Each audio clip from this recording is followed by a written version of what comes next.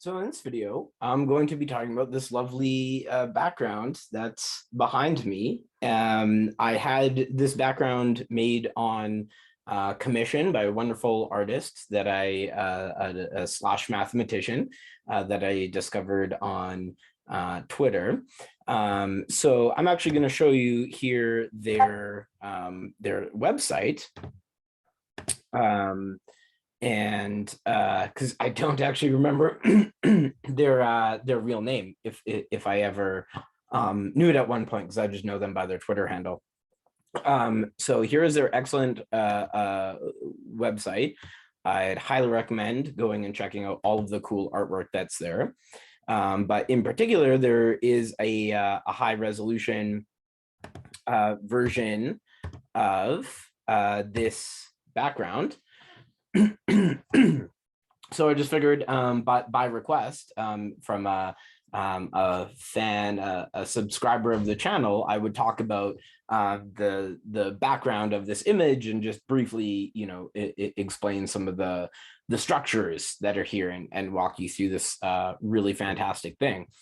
So I guess first and foremost, right where you see my cursor is the Fano plane, which I have tattooed on my ankle. I absolutely adore this shape, and so it was one of the things I made sure that was on that was in this background. I asked specifically. Oh, so I should say when I approached this person, I asked them to make this wonderful piece of artwork. I really liked the other things they had done, so I wanted to give them creative freedom. But at the same time, there were certain things. So I said, like, okay, here's I definitely want a Fano plane. Here's what I'm doing my PhD on. Here's some of the other stuff that I like thinking about exploring or would like to explore. Here's some ideas. See if you can work these in, but you do you, right? And so this is the output. So definitely the Fano plane is on here. It's the smallest finite projective plane, smallest finite projective geometry. And it's got a lot of really cool connections. I think I've talked about this in other videos. And my video about why I love 168, it shows up there. The Fano plane has connections to the E8 lattice, which is what you see here. In the background, it talks about these it says the word root lattice. So in the background here, there's this impression of the E8 lattice, which is this interesting 8-dimensional shape that tells you basically it expresses an optimal packing of spheres in 8-dimensional space, but it's also very much related to the E8 group. So in the study of group theory, right, we want to understand sort of all the groups that there are.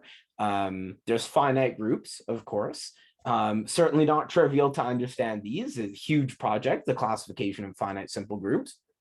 But then you start looking for other groups too, and you say, okay, well, I want to look at infinite groups. Well, what kind of structure is there? It turns out there's topological groups, right? There's for instance, like the n by n invertible real valued matrices. This has a topological structure to it, as well as a group structure. And in fact, those structures are compatible. In particular, I just uploaded a video about manifolds. And in that video, I talk about how GLN actually has a manifold structure that's compatible. So this is something we call a Lie group. And in the study of Lie groups, so these are these things that are manifolds and they're groups in a compatible way. There's sort of like standard families, and then there's exceptional structures. And so sort of like, if you know anything about the classification of finite simple groups, there's sort of these infinite families of these finite simple groups, and then there's some exceptional structures. So too in Lie theory, that there's these sort of well understood families, but then there's these like exceptional structures. So E6, E7, and E8 that you can see here, if you can see my cursor on the screen, these are sort of exceptional structures. At E8 sort of being the largest or most exceptional, and we can linearize that thing to get its Lie algebra. And this lattice is a sort of structure relating to that expresses the datum of this E8 group. Okay, I've spent a lot of time. So I should mention while we're here, so you can see this wonderful picture. So there are things called roots in the Lie algebra, and the root lattice is derived from these roots. So you can see this wonderful pun with the tree having literal roots. And so these A's and D's, these are sort of parts of those infinite families I mentioned of well understood structures, as opposed to these so-called exceptional ones. And the Lie algebra, this is actually a tangent space to the manifold that is a Lie group, and so that's why we see this sort of tangent plane here. Before we leave, though, I guess I should mention over on the left here we do have homology. So we've got these ideas of chain and cochain complexes. So you can check out some of my videos on homology there if you're interested in some of that. By user request, I might be talking about cohomology soon too. We'll see how much time I have. Over here, I guess this is an finite affine geometry right underneath the Fano plane here, and the Fano plane can be seen as a completion of this. So moving on, okay, so we see Morse decomposition. To be honest, I don't know a ton about Morse decomposition, but it is an important topological manifold tool. But moving on a bit further, we're starting to get, this is sort of where my research area lands in. I love this automorphic form. It's like a Poincare disk model of hyperbolic plane, but it also looks like some sort of portal that a monster from like Yu-Gi-Oh or something is about to get summoned out of. So this has to do with the world of automorphic forms. So you'll see like SL2Z there if you look at some of my videos on modular forms. SL2Z comes up there. Modular forms are a special case of automorphic forms. So my research is within the Langlands program. I focus more on the what are called the local versions of the local aspects of the Langlands program.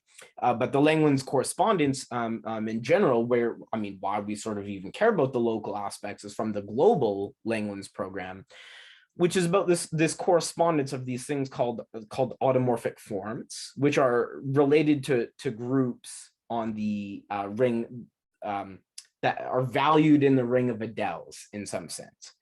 And as it's about this relationship here. So here you see Gal Q bar over Q. So this is sort of the ultimate Galois group of rational numbers. And this Galois group of rational numbers, we have representations, like we have representation theory because it allows us to understand groups, the structure of groups better. And this sort of passes between these representations having to do with automorphic forms and the Galois group. So I actually talked about this recently, the global aspects in a video. So speaking of the Adels, we see this sort of cool structure here. So the ring of Adels is basically, if you've heard of the p-adic numbers, we sort of like smush all the p-adic numbers together. In particular, this cool little like fractal tree looking thing actually comes from, if you look at something called the p-adic integers. So it's sort of like, we have like the integers sitting inside the rational numbers, and then there's an analog for the p-adic numbers. There's an analog of sort of p-adic integers sitting inside there, and this is a metric space, and so you can sort of look at the distance relations if you fix a point and you look at points of certain distances. And if you sort of map that out, you get this infinite tree in like the graph theory sense. That creates this interesting fractal pattern. So that's, you sort of see these infinite trees sort of coming down and converging on R, which I think is very cool. Of course, real projective plane, Klein bottle, torus, all all sort of classics. And well, speaking of a torus or Klein bottle, as we wrap around over to the right edge, we come back to some algebraic topology and homology. So here we see sequence of an exact sequence of sequences being mapped out here, and chains of homology groups. Of course, we have a massive snake for the snake lemma in homology theory.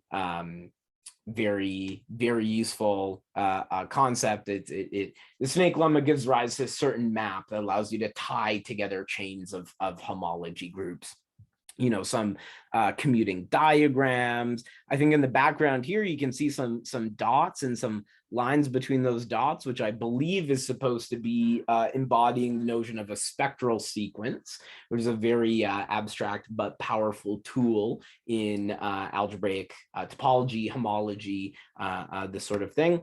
And down here, very faintly, you can also see everyone's favorite, the Mandelbrot set. Just fantastic, and ending off with some circling doubling, talking about sort of covering space theory and this sort of thing. So that's basically it. That's a quick rundown of all the neat features, or at least a lot of the neat features on this absolutely beautiful drawing. So please go check out. So Chesapeake is also their Twitter handle and the name of their site. Go check out like all this awesome artwork, and hey, go have